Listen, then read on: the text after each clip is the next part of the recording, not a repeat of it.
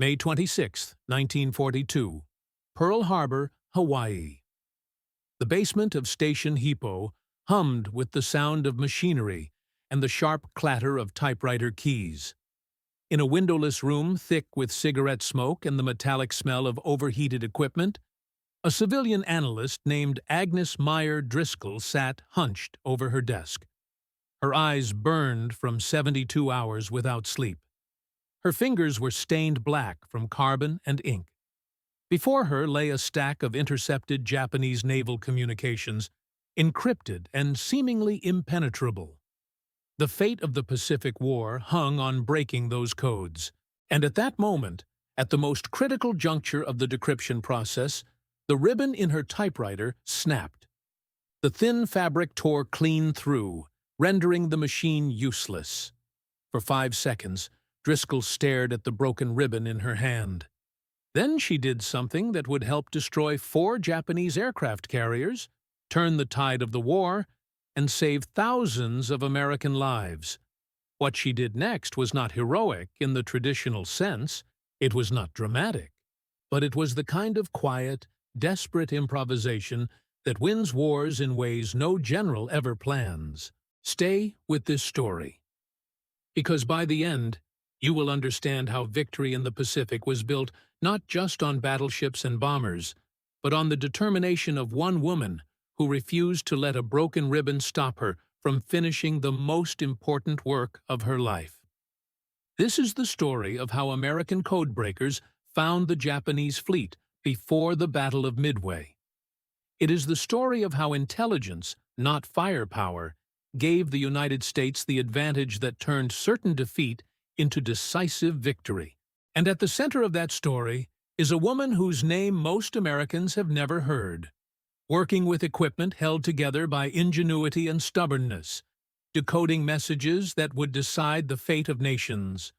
What happens next is not just history. It is a lesson in why wars are won by people who refuse to quit when everything breaks down. Agnes Meyer Driscoll was not supposed to be at Pearl Harbor. She was not supposed to be breaking Japanese naval codes. In 1942, cryptanalysis was considered men's work. The Navy brass had resisted hiring women for intelligence positions.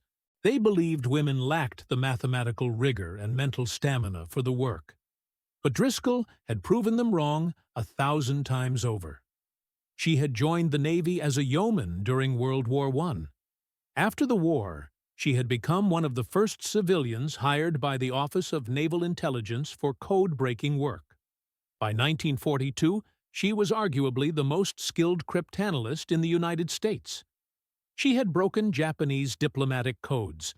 She had cracked portions of the Japanese Navy's operational cipher. She had trained an entire generation of Navy codebreakers, and now, in the spring of 1942, she was part of the most important intelligence operation in American history. The Japanese were planning something massive. Everyone at Station Hippo knew it. Intercepted radio traffic had spiked dramatically in late May. The volume of encrypted messages suggested a major fleet operation. But where? And when? The Japanese had changed their naval code on May 1st, introducing new encryption tables that rendered much of the previous American intelligence work obsolete. Commander Joseph Rochefort, the brilliant and eccentric head of Station Hippo, had assembled his best analysts to crack the new code before the Japanese launched their operation. The team worked around the clock. They worked through meals. They worked until their hands shook and their vision blurred. And slowly, painfully, they began to piece together fragments of the Japanese plan. The typewriter was essential to the process. The codebreakers used it to transcribe intercepted messages, to type out possible decryption keys, to create worksheets comparing patterns in the encrypted text. Driscoll's machine was an old Underwood standard. It had been requisitioned from a Honolulu office supply company in 1941. It was not designed for the kind of punishing, continuous use that Station Hippo demanded. The keys stuck, the carriage jammed, and the ribbon, which should have been replaced weeks ago, was worn so thin that the letters barely printed. But replacement ribbons were in short supply. Everything was in short supply in Hawaii in the spring of 1942. The island was still recovering from the Pearl Harbor attack. Supply lines were stretched. Priorities lay with weapons and fuel and medical supplies, not with typewriter ribbons for basement cryptanalysts. So Driscoll made do. She typed lighter. She adjusted the tension. She coaxed legible text from a ribbon that should have been discarded. And then, on the evening of May 26th, as she was typing out a critical worksheet comparing frequency patterns in the intercepts, the ribbon tore. The room went silent. The other analysts glanced up from their work. Everyone understood what the broken ribbon meant. Driscoll's machine was the only one in the room with the specific configuration needed for the frequency analysis she was conducting. Without it, the work stopped, and time was the one resource they did not have. The Japanese fleet was moving. Every hour of delay increased the risk that the enemy would strike before the Americans could position their carriers to intercept. Driscoll did not panic. Panic was a luxury she could not afford. She examined the broken ribbon carefully. The tier was clean. Both ends were intact. She looked at the typewriter, looked at the spools, and then she did something that seemed absurd but was based on perfect logic. She removed the ribbon from the machine, took it to a workbench in the corner of the room, and using a needle and thread from a sewing kit in her desk drawer, she stitched the two ends of the ribbon back together. The stitching was crude. The knot created a small lump in the fabric. But when she threaded the repaired ribbon back onto the spools and tested it, the typewriter worked. The letters printed. They were faint, uneven, but they were legible. Driscoll returned to her desk, rolled a fresh sheet of paper into the carriage, and continued typing. Over the next 18 hours, that stitched ribbon held. It passed through the typewriter mechanism hundreds of times. The knot caught occasionally, forcing Driscoll to stop and manually advance the spool.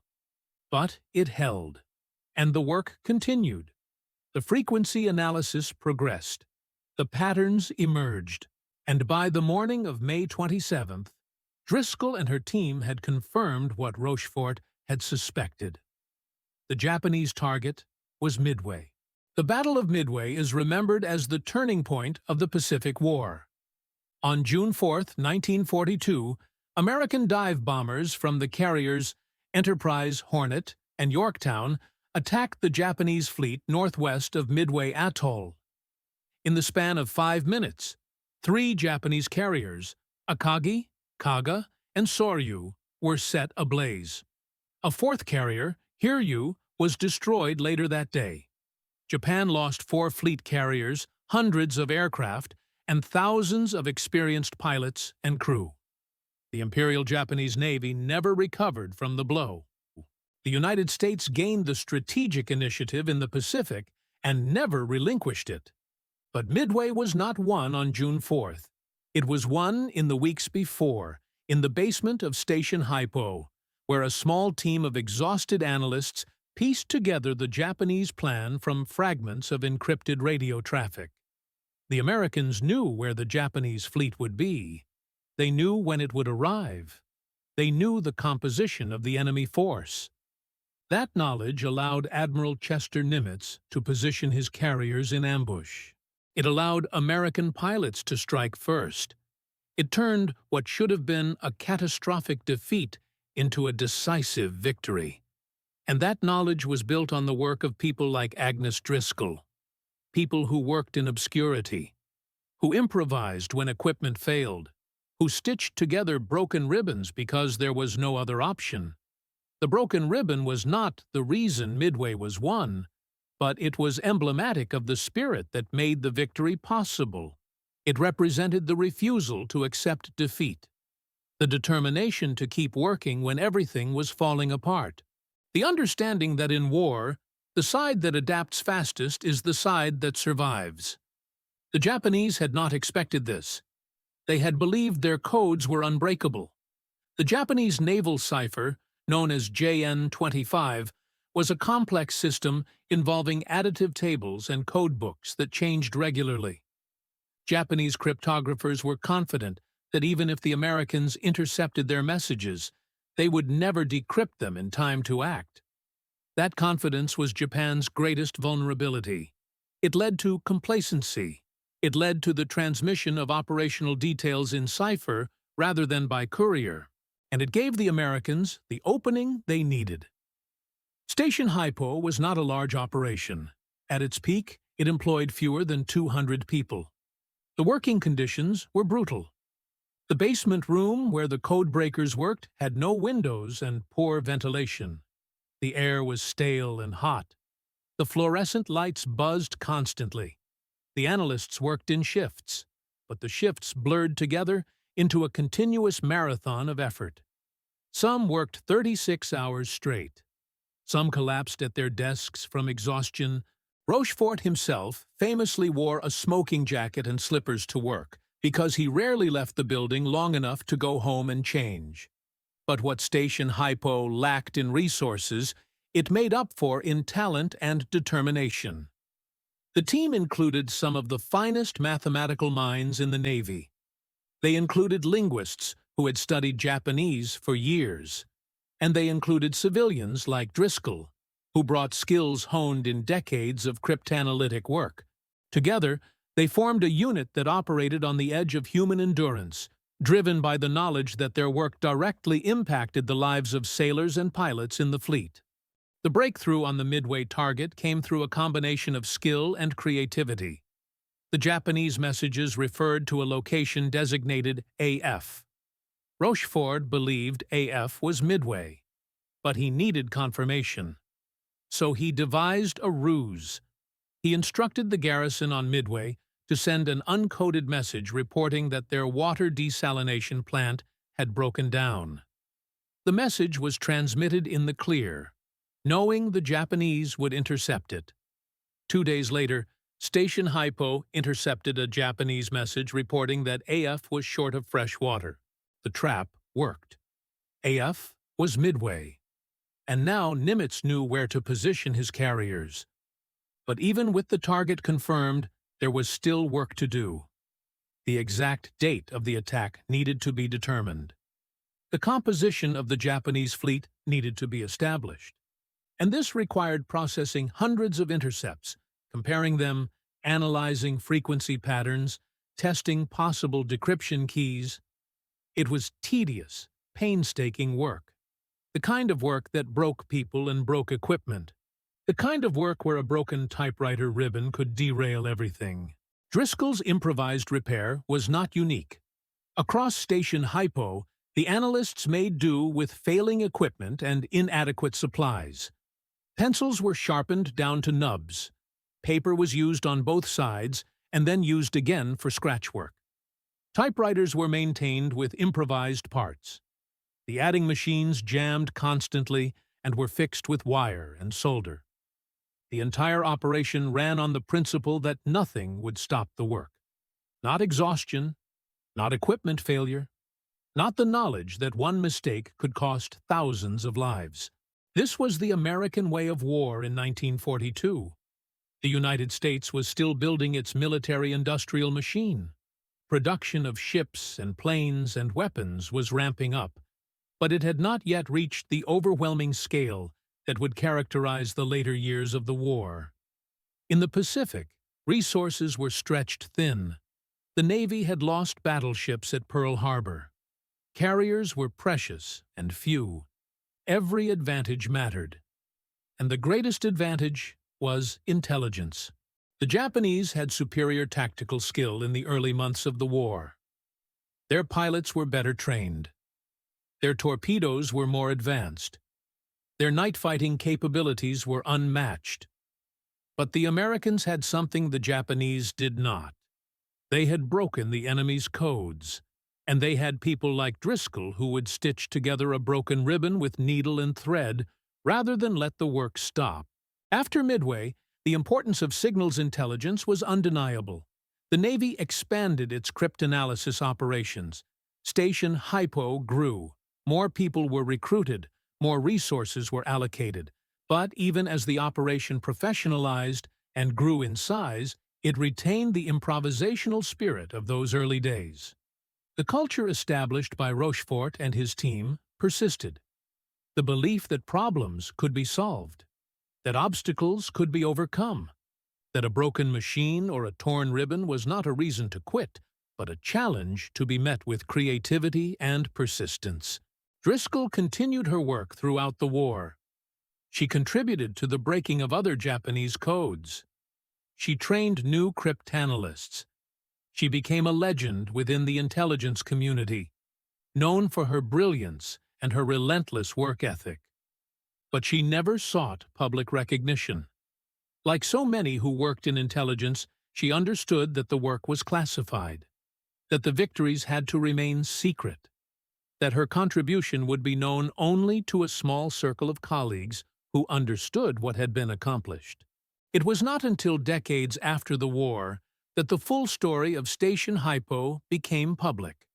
And even then, Driscoll's role was often overshadowed by the men she worked alongside. History has a way of forgetting the contributions of women in war, especially those who worked behind the scenes.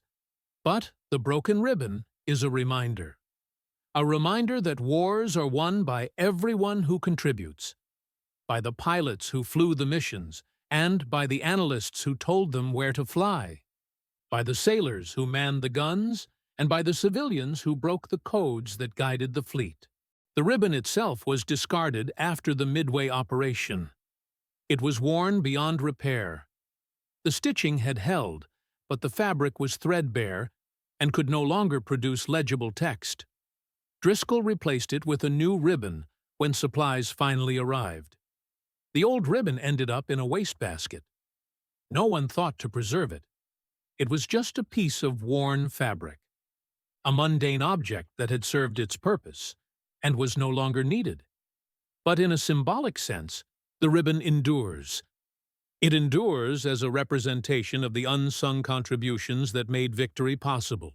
It endures as a reminder that history is not only made by grand gestures and dramatic moments, but by quiet acts of determination, by the refusal to give up when equipment fails, by the willingness to improvise when resources run short, by the understanding that every small task, performed with diligence and care, contributes to the larger mission. The 4 Japanese carriers destroyed at Midway represented more than ships and planes. They represented the strategic center of Japan's naval power. Their loss forced Japan onto the defensive. It ended their offensive expansion in the Pacific. It gave the United States time to build the fleet that would eventually overwhelm Japanese forces across the ocean. And it saved thousands of American lives that would have been lost if the Japanese had succeeded in their plan to draw out and destroy the U.S. carrier fleet. The victory at Midway was built on many factors. Superior intelligence was the most important. But intelligence is not an abstract concept. It is the product of real people doing real work under real pressure. It is Agnes Driscoll stitching together a ribbon at 2 in the morning, because the work cannot stop. It is Joseph Rochefort wearing a bathrobe in a basement because he has no time to go home. It is young enlisted men hunched over radios, transcribing Morse code transmissions until their ears ring and their hands cramp. It is all of them together, working toward a common goal, improvising and adapting and refusing to quit. There is a photograph of Driscoll taken sometime in the 1930s. She is seated at a desk, papers spread before her, a slight smile on her face. She looks like a librarian or a schoolteacher. There is nothing in the image to suggest that this woman would help change the course of a war. But that is the nature of intelligence work. It is invisible. It leaves no monuments. The victories are classified. The heroes are anonymous. And the tools of the trade are typewriters and pencils and worn ribbons held together with thread. But those tools, in the right hands, are as powerful as any weapon. They are the means by which information becomes knowledge. And in war, knowledge is the ultimate force multiplier. The Japanese fleet at Midway was superior in many respects. It had more carriers, it had more planes, it had the advantage of initiative. But the Americans had knowledge. They knew where the enemy would be, and that knowledge allowed them to turn the tables, to strike first, to win against the odds. Driscoll understood this. She understood that her work, though unglamorous, was essential. She understood that every message decrypted, every pattern identified, every frequency analyzed brought the United States closer to victory. And she understood that there was no room for excuses. If the ribbon broke, you fixed it. If the machine jammed, you cleared it. If you were exhausted, you kept working. Because lives depended on it. Because the outcome of the war depended on it. After the war, Driscoll returned to civilian life. She continued to work in cryptology for the National Security Agency. She became one of the most respected figures in the field, but she remained modest about her contributions. When asked about her work during the war, she deflected. She spoke about the team, about the collective effort, about the many people whose names would never be known, but whose work had been just as important as hers. This humility was characteristic of the greatest generation. They did not seek glory. They did their jobs. They served. And when the war was over, they came home and built lives, and rarely spoke about what they had endured. The culture of that era valued duty over recognition, service over self-promotion, and Driscoll embodied that culture completely. But history demands that we remember. Not just the famous names and the grand battles, but the small moments that made those victories possible. The broken ribbon, the improvised repair, the determination to keep working when everything else was falling apart. These are the moments that define who we are as a nation. These are the moments that show what Americans are capable of when pushed to the limit. The Battle of Midway saved lives in ways that are difficult to quantify. If the Japanese had succeeded in destroying the American carriers, the war in the Pacific would have lasted longer. More islands would have been invaded. More cities would have been bombed. More young men would have died on beaches, and in jungles, and in the cold waters of the Pacific. The cryptanalysts at Station Hypo did not pull triggers or drop bombs. But their work prevented countless deaths. It shortened the war. It brought victory closer. And at the center of that work was the principle that nothing was impossible. That any problem could be solved if you were willing to think creatively and work hard enough. The Japanese believed their codes were unbreakable. The Americans proved them wrong. The Japanese believed they could lure the U.S. fleet into a trap. The Americans turned the trap against them. The Japanese believed in the superiority of their technology and training. The Americans believed in the power of information and adaptation. The broken ribbon is a perfect symbol of that difference. The Japanese would have seen a broken ribbon as a failure of logistics, as a reason to delay the work until proper supplies arrived. The Americans saw it as a problem to be solved immediately, as a challenge to be met with whatever tools were at hand. That difference in mindset, multiplied across thousands of small decisions and actions, is what won the war. Today, the site of Station Hypo is unmarked. The building still exists, repurposed for other uses. There is no plaque commemorating what happened there. The basement room where Driscoll and her colleagues worked is just another office space, but the legacy of their work endures. It endures in the cryptologic community, where Driscoll is remembered as a pioneer. It endures in the history books, where Midway is recognized as the turning point of the Pacific War. And it endures in the broader story of American resilience and ingenuity. The ribbon that Driscoll stitched together was just fabric and thread. But in that moment, it was more. It was the refusal to accept defeat. It was the determination to finish the mission regardless of obstacles. It was the understanding that wars are won not just by those who fight, but by those who think, by those who solve problems, by those who keep working when everyone else would have given up. Agnes Meyer Driscoll died in 1971. Her obituary in the Washington Post mentioned her work with the NSA.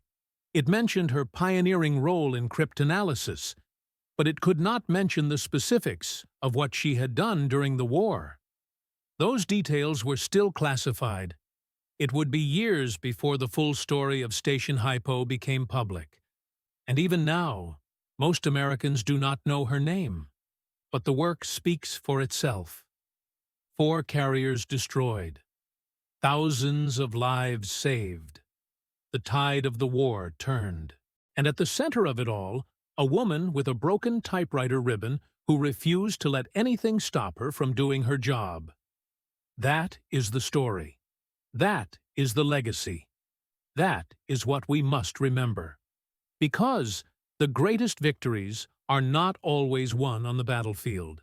Sometimes they are won in basement rooms by people whose names we will never know, with tools held together by determination and thread. If you want to hear more incredible stories of American heroes and untold moments from World War II, make sure to subscribe and stay tuned. Thanks for watching, and see you in the next video.